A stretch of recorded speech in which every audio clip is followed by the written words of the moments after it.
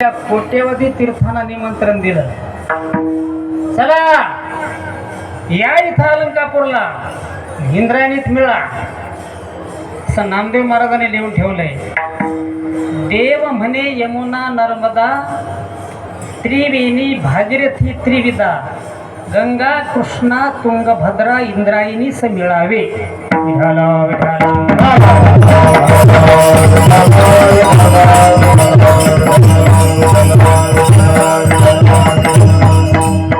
असं देवानं तीर्थाला सांगितल्याच्या नंतर इंद्रायणीस मिळावे त्यावेळेला ती कोट्यावधी तीर्थ इथं आली आणि इंद्रायणीच्या तटातटावर जागजागी येऊन बसली. मग अष्टदिशा व्यापुनी तीर्थे राहिली स्थानी स्थानी हे अलंकापूर पाटणी इंद्रायणीच्या तटी. विठाला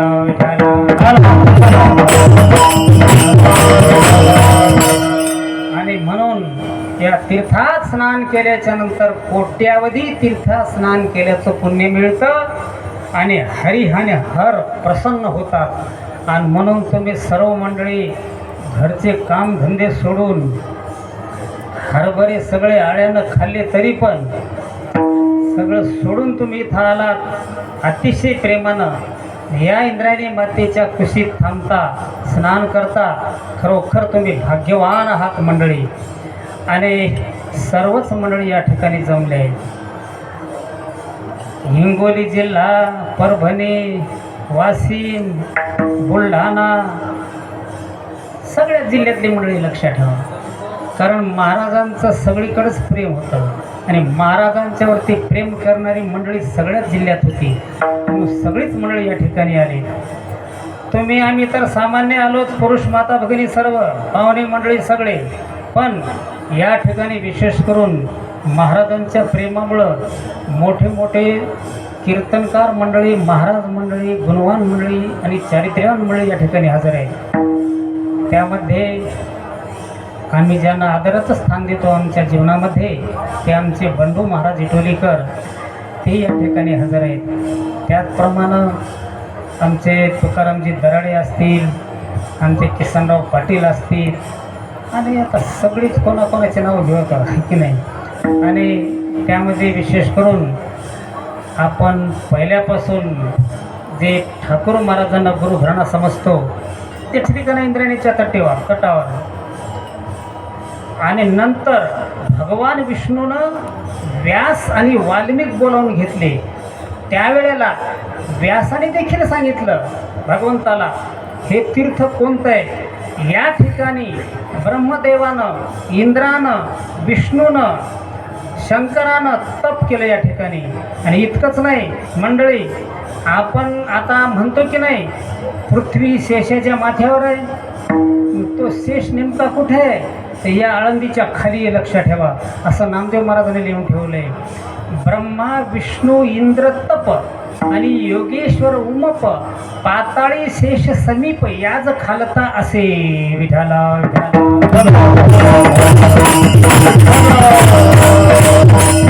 आणि एवढं महान क्षेत्र, त्या क्षेत्रात येऊन आपल्याला हक्काने उतरता येतं, बसता येतं, राहता येतं, कीर्तनाचा आनंद लुटता येतो, दान धर्म करण्याचा, पंक्ती देण्याचा आनंद लुटता येतो. ही सगळी संधी आपल्याला उपलब्ध करून देणारे आपले सर्वांचे श्रद्धास्थान आमचे ज्येष्ठ शिष्ट गुरुबंधू वैकुंठवासी विश्वनाथ महाराज गरंडे मात्र यावर्षी आपल्यात नाही. काय मंडळी, ही निसर्गाचा खेळ आहे, प्रत्येकाला जावंच लागतंय आणि सगळेजण जाणारच आहेत, त्यात काही वाद नाही. पण एकच आहे मात्र, तुका म्हणे एका मरणीची सरे उत्तमची उरी कीर्ती मागे. मरण प्रत्येकालाच आहे पण कीर्ती रूपाने शिल्लक राहिले पाहिजे माणूस, लक्षात ठेवा. म्हणून महाराजांच्या बाबतीत जेवढं आपण बोलू का तेवढं कमीच आहे. मला सांगा, या इंद्रायणीच्या कुशीत तुमच्या सगळ्यांच्या आधारानं एवढी मोठी जागा इथे घेऊन ठेवली. आज अशी जागा इथे मिळते होय? 3-3, 4-4 किलोमीटर अंतरावर कुठे अर्धा गुंठा पाऊण गुंठा घेऊन लागायला आहे आणि ते बी 10-10 लाख आलं. आता इथं काय भाव असतील तुमच्या म्हणा किसनराव? 25 लाख रुपये गुंठा भाव आहे इथं. मला सांगा बरं एवढं त्याने करून ठेवलंय कशासाठी? फक्त तुमच्या आमच्यासाठी. काय सांगावं मंडळी, त्या व्यक्तीनं स्वतःला कपडे चांगले घातले नाही अंगावर. कधी गाडी घेऊन महाराज फिरू शकले नसते का? गाडी घेतली नाही, कधी भारीचे कपडे अंगावर नाही, कधी त्या कपड्याला इस्त्री नाही, इतकं साधं जीवन जगत जगत आणि तुमच्या आमच्यासाठी केवढी मोठी वास्तू करून ठेवली. विठाला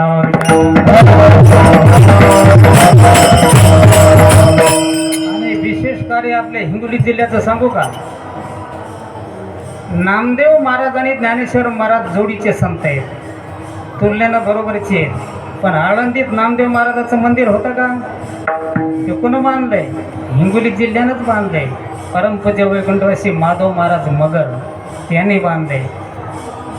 आणि जगद्गुरु तुकाराम महाराजचं मंदिर आळंदीत कोण बांधलं? हिंगोली जिल्ह्यानंच बांधलंय. ठीक नाही, विश्वनाथ महाराजांनी बांधलं. एवढं मोठं पवित्र कार्य आणि जागा तुम्हा आम्हाला भक्ती करण्यासाठी उपलब्ध करून दिली, तेवढे उपकारच मंडळी त्यांचे. म्हणून त्यांना कितीही जरी वर्णन केलं तरी कमीच आहे, लक्षात ठेवा. आणि म्हणून आपण हक्कानं येऊ शकतो आणि सगळ्या गोष्टीचा आनंद लुटू शकतो. पण आपलं इथून पुढचं मात्र एकच कर्तव्य, असंच सगळेजण येत जा आणि सगळेजण करत जा आणि सगळेजण आनंद लुटत जा. आणि हे सगळं तुमच्यावरच निर्माण केले महाराजांनी. काय घरून कुठं काय खंडीवर जाऊन पैसे आणलेत? काय तुमच्याच आधारावर केले आणि ते तुमच्यासाठीच केले, आपल्यासाठीच केले. आणि आता पुढे ते आपल्यालाच चालवायचे आणि आपल्यासाठी चालवायचे. आणि म्हणून प्रत्येक माणसानं मंडळी जशी जमेल तशी मदत करून या कार्याला हातभार लावून आपल्याला हे कार्य असंच चालू ठेवायचं आणि दरवर्षी असाच आनंद लुटायचा. अशी बुद्धी ज्ञानेश्वर महाराजांनी तुम्हा सर्वांना द्यावी आणि अशीच आनंद लुटण्याची संधी आपल्या जीवनात यावी, हीच ज्ञानराज मालूंच्या चरणी प्रार्थना करतो ना अभंगाकडे वळतो.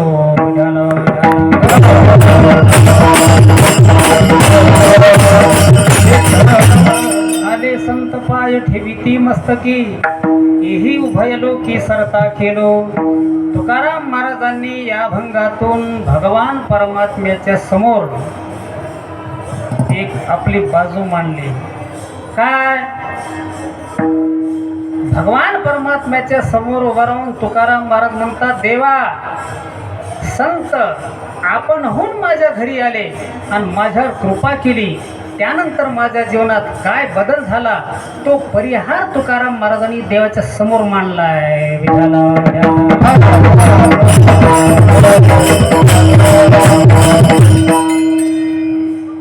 काय परिहार आहे? लक्षात ठेवा. ज्या दिवशी मुलीच्या जीवनातला लग्न सोहळा येतो तो दिवस महत्त्वाचा आहे. मुलीच्या जीवनातला लग्न सोहळा हा अतिशय महत्त्वाचा क्षण आहे. कसा काय? का महत्त्वाचा? तर त्या दिवसापासून त्या मुलीच्या जीवनात सगळा बदल घडतो. तिचं कुळ बदलतं, गोत्र बदलतं, नाव बदलतं कदाचित, आडनाव बदलतं, हे सगळं तिचं बदलल्या जातं. तसं परमार्थ करणाऱ्या कन्येच्या जीवनात ज्या दिवशी संतांची भेट होईल त्या दिवसापासून त्या परमार्थरूपी कन्येच्या जीवनात सगळा बदल होतो. म्हणून संतांची भेट हा परमार्थिक कन्येच्या जीवनातला महत्त्वाचा क्षण आहे.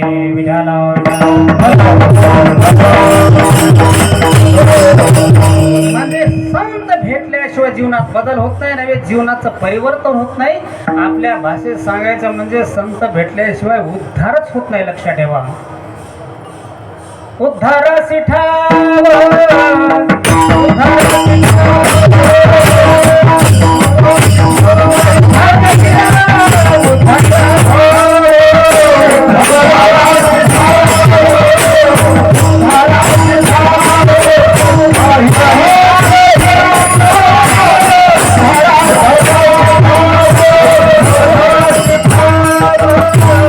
Hare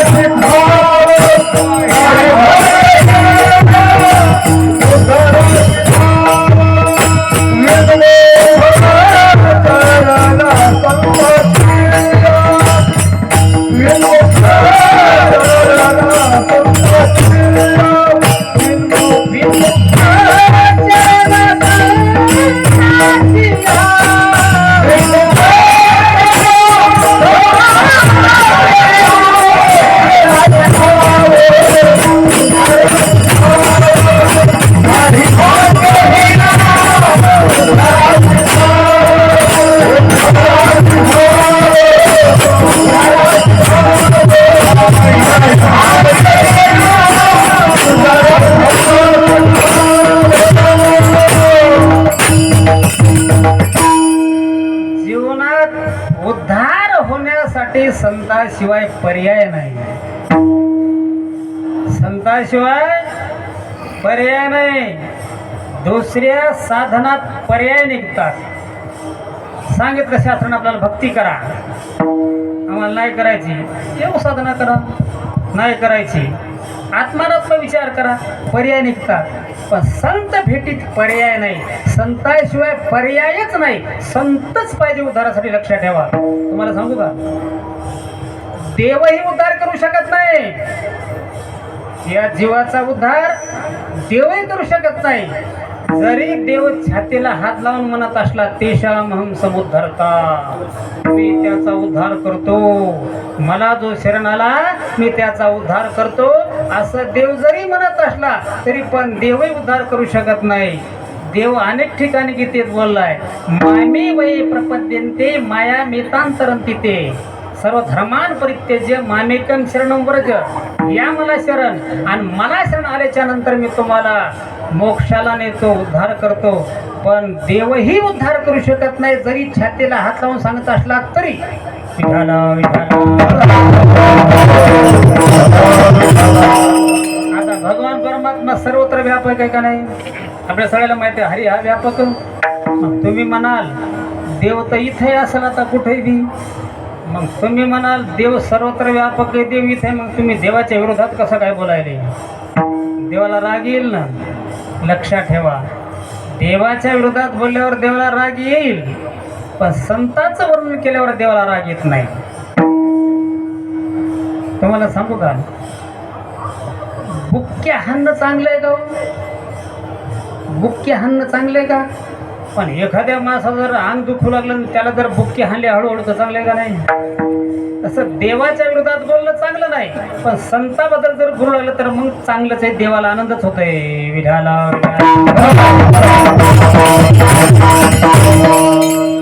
एका गावामध्ये, एक गावाच्या बाहेर एक आश्रम होता, आणि तिथे एक गुरुजी राहत होते. त्यांना काही शिष्य होते.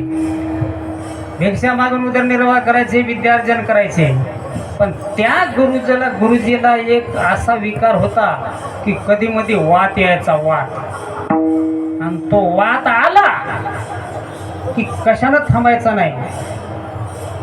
शिष्याला माहिती होतं कशानं वात थांबतो ते. शिष्य काय करायचे, मग बेलनं आणायचे, बेलनं, आणि त्या गुरुजीला त्या बेलण्यानं हाणायचे. आता बेलनं हाणं चांगलं आहे का? शिष्यानं हाणू का बायकोन हाणू समजा, पण बेलनं हाणं चांगलं आहे का?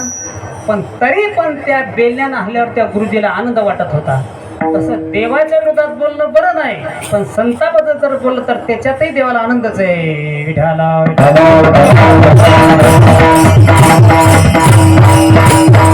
पण देवही उद्धार करू शकत नाही. देवाला जर भक्ताचा उद्धार करायचा असेल तर देवाला संताचेच कपडे अंगावर घालावं लागतात, संत बनावं लागते, आणि मग त्याला उद्धार करता येतो.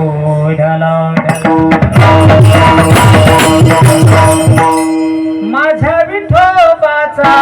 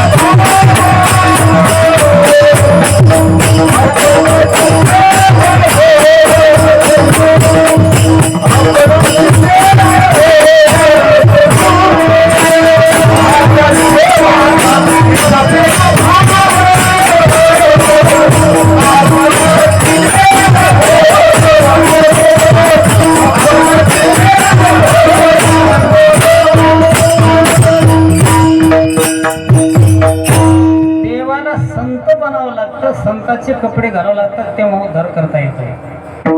आणि म्हणून आपणच हे देव होय गुरु, आणि म्हणून म्हटलंय जगद्गुरु विठाला विठाला. देवही उद्धार करू शकत नाही, संताशिवाय पर्यायच नाही. लक्षात ठेवा, जरी तुम्ही योग साधना करून सर्व सिद्ध्या प्राप्त केल्या, सृष्टी निर्माण करण्याचं सामर्थ्य जरी तुम्ही प्राप्त करून घेतलं, तरी परंतु संताशिवाय तुमचं जीवन पूर्ण होणार नाही. तुम्हाला उभी सांगू का, संताशिवाय संताने कृपा केल्याशिवाय जीवन पूर्ण होऊ शकत नाही. या कारणे श्री गुरु नाथो जव मस्तकी न ठेवी हातू, निवृत्तीदास असे विनवितो तब निवांत केवी होय. निवांतता उद्धार कसा होईल, म्हणून संताशिवाय उद्धार होऊ शकत नाही. लक्षात ठेवा. म्हणून जगद्गुरु तुकाराम महाराजांच्या जीवनामध्ये हा प्रसंग आला.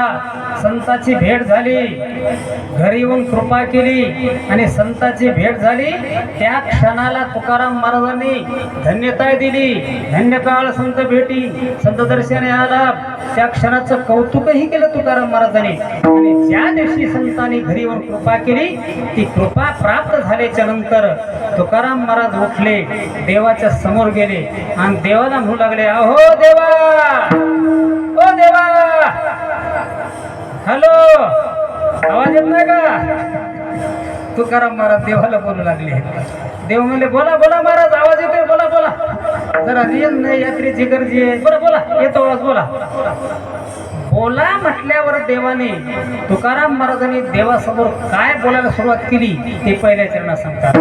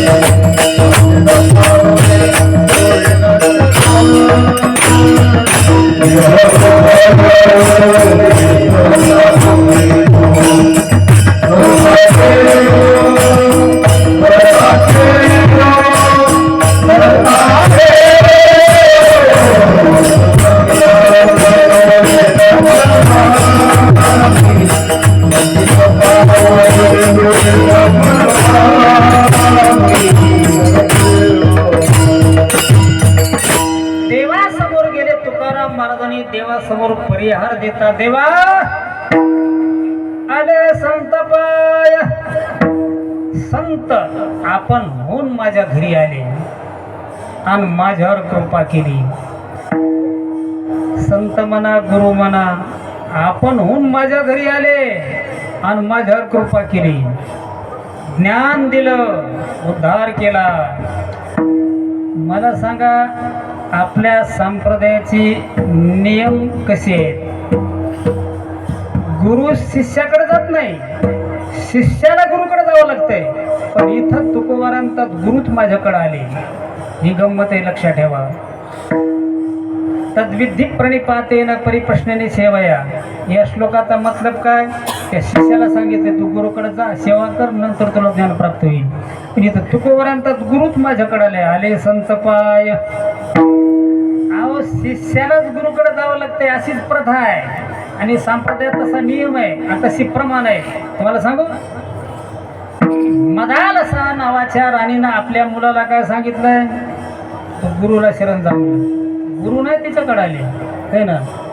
मोठी पुत्रा जाई बाळा तीर्थे रे हिंड साधू आणि संत जेथे असती बाऊदंड तया माझी आत्मज्ञाने जो का न बोले वितंड तो तू गुरु करी तो तुझ बुझविल प्रचंड चेई तुरे तानुलिया जाई श्री गुरु शरण गुरुला शरण जा गुरु नाही इकडे शिष्याला गुरुला शरण जावं लागतं पण तुकोबारांचा गुरुच माझ्याकडे आले अहो तुम्ही कोणाचे उदाहरण पहा नामदेव महाराजांना गुरु नामदेव महाराजांकडे आले का नामदेव महाराजांना गुरुकडे जावं लागलं नामदेव महाराजांना गुरुकडे जावं लागलं औंढ्याला नाथ बाबाचं कसं आहे त्यांना गुरुकडे जावं लागलं पण तुकोबारायांचं असं उदाहरण आहे की गुरुच तुकोबारायकडे आले विठाला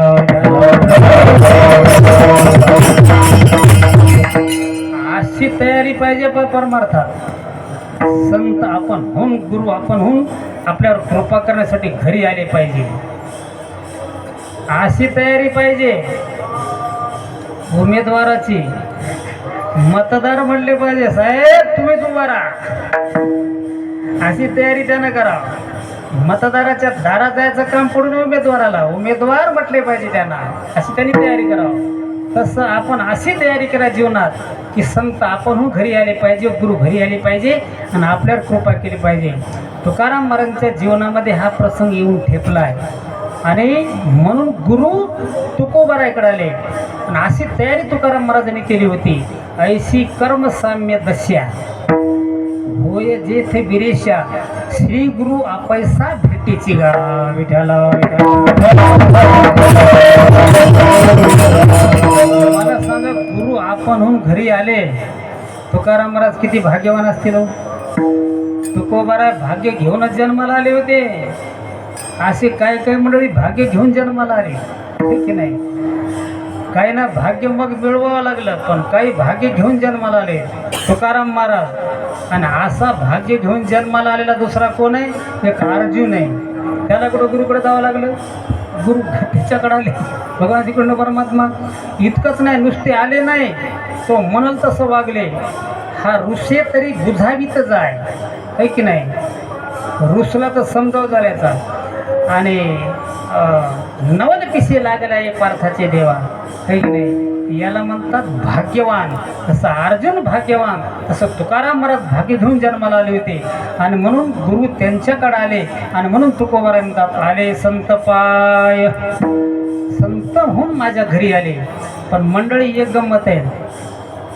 कृपा म्हणा ज्ञान देणं म्हणा हे काम कोण करते गुरु करतात मग तुकाराम महाराजांनी असं म्हणायला पाहिजे होतं ना आले गुरु पाय संत शब्द काऊन वापरला अहो ज्ञान म्हणल्यावर गुरुच ना गुरु तेथ ज्ञान गुरुच पाहिजे की नाही शब्द संत का वापरला त्याचं उत्तर मंडळी असं आहे जो संतत्व असेल तर तो खरा गुरु आहे संतत्व नसेल तर तो खरा गुरु होत नाही ते कोठ्यातलं गुरु होईल मग चार पायाचं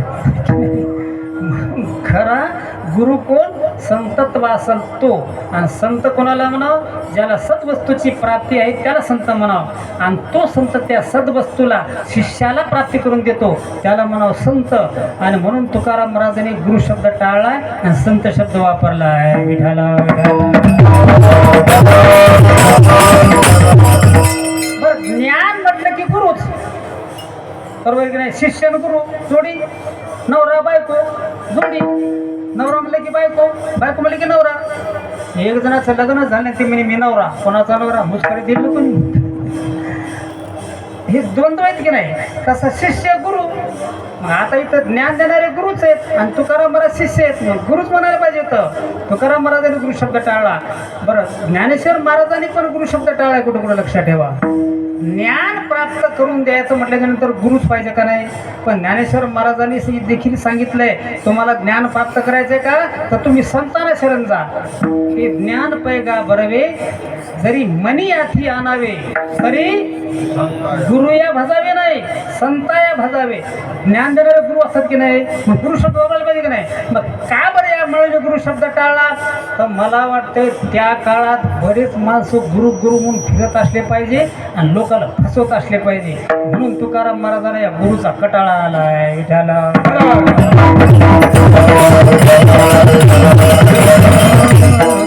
समाजाला काय कळत नाही हो पाटील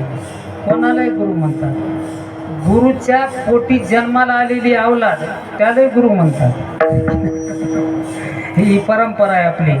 पण संताचे ते आता संत लक्षात ठेवा, संत परंपरेला किंमत देत नाहीत, वस्तुस्थितीला किंमत देत नाहीत. तो साधना करून जो त्या प्राप्त झाला त्या पदाला त्याला संत गुरु म्हणतील. कोणाला गुरु म्हणत नाहीत, आपण कोणालाही गुरु म्हणतो लक्षात ठेवा. आणि म्हणून गुरु तर स्तोम त्या काळात माजला असा होते. म्हणून तुकाराम महाराजांना त्या गुरुची चीड आली का काय, आणि म्हणून तुकाराम महाराजांनी संत शब्द वापरलाय. विठाला आले संत पाय, पुढं काय ठेवी ती मस्तकी. आले संत पाय मस्तकी ठेवी ती. संत आले आणि त्या संतांनी त्यांचे पाय माझ्या मस्तकावर ठेवले असं नाही बरं. आले संत पाय हात ठेवी ती मस्तकी. तिथं हात शब्द घालायचा. तुम्ही म्हणाल काहून घालायचा, त्याला शास्त्रात म्हणतात शब्द जरी तिथं नसल तरी त्याला अध्यारूत घ्यायचा. अध्यारूत म्हणतात त्याला व्याकरणाच्या भाषेत. मग हात शब्द अध्यारूत घ्यायचा. म्हणून आले संत पाय हात मस्तकी ठेवी ती. हात ठेवी ती मस्तकी. आणि नाहीतरी कृपा करत असताना मस्तकावर हात ठेवलाय ना, हात ठेवण्याचीच पद्धत आहे का पाय ठेवण्याची पद्धत आहे. तुकाराम महाराजांच्या गुरुनी तुकाराम महाराजांच्या मस्तकावर पाय ठेवला का, हात ठेवलाय ना.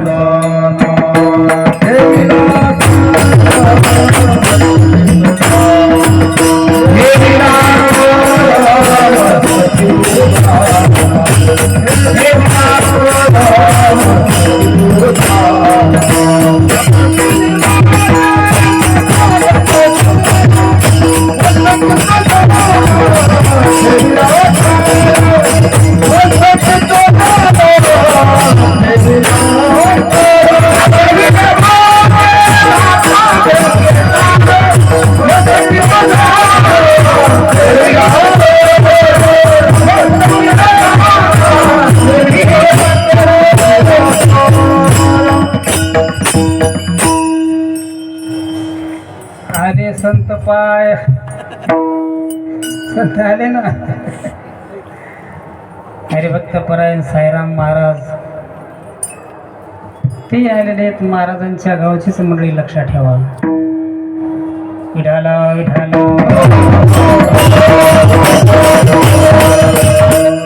आले संत पाय ठेवी ती मस्तकी. हात शब्द नाही पण अध्यारूत घ्यायचा. नाहीतरी मस्तकावर हात ठेवण्याचीच पद्धत आहे. प्रमाण दिलं अण्णांनी. मस्तकी तो जाणा ठेवीला पाय नाही हातच. मस्तकी तो जाणा ठेवीला कर. येऊन या कृपावंते तुकया स्वामी सद्गुरुनाथे. हात ठेवीला मस्तकी. प्रसाद देवनी केली तिथे हात ठेवला. म्हणजे हात ठेवण्याचीच पद्धत आहे. आणि तुकाराम महाराजांच्या गुरुने घरी येऊन तुकाराम महाराजांच्या मस्तकावर हात ठेवलाय. मस्तकी तो जाणा. कधी ठेवला काय ठेवला तुकाराम महाराजांचा सापडविले वाटे. काय भाग्य असेल तुकाराम महाराजांचं. तुकाराम महाराजांचे गुरु तुकाराम महाराजांना शोधित आले. तुकाराम महाराज नाही गेले, गुरु आले शोधून आले तुकाराम महाराजांना. तुकाराम महाराज कुठे आहेत, तुकाराम महाराज कुठे आहेत. तुकाराम महाराजांचे गुरु तुकाराम महाराजांना शोधतात. त्यावेळेला तुकाराम महाराज गेले होते गंगेवर स्नानाला. आणि स्नान करून वापस फिरले होते. घाटाच्या पायऱ्या चढू लागले. आणि बाबाजी चैतन्याला कोणी सांगितलं तुकाराम महाराज गंगेवर स्नानाला गेलेत म्हणून. बाबाजी चैतन्य बरोबर गंगेवर गेले आणि घाटाच्या पायऱ्या उतरू लागले. गुरु पायऱ्या उतरू लागले आणि तुकाराम महाराज पायऱ्या चढू लागले. मंडळी, ज्याला उपदेश घ्यायचा असतो तो पायऱ्या चढत असतो आणि जो उपदेश करत असतो तो पायऱ्या उतरत असतो. विठाला विठाला